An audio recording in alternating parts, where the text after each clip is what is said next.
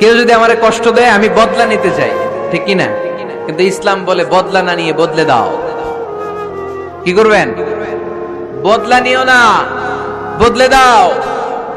আল্লাহর কাছে বল, বন্ধুর কাছে বলার আগে, স্ত্রীর কাছে বলার আগে, ফেসবুকে শেয়ার করার আগে। কষ্টের কথা শেয়ার করব কার কাছে? বিশ্বনবী সাল্লাল্লাহু আলাইহি ওয়াসাল্লাম আমাদেরকে এটাই শিখিয়েছেন।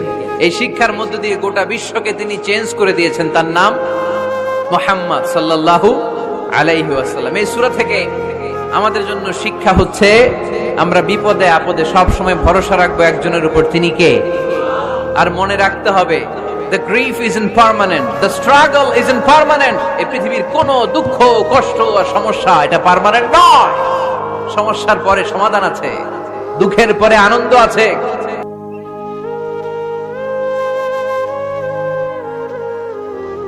কেউ যদি আমারে কষ্ট দেয় আমি বদলা নিতে চাই, ঠিক কি না? কিন্তু ইসলাম বলে বদলা না নিয়ে বদলে দাও। কি করবেন?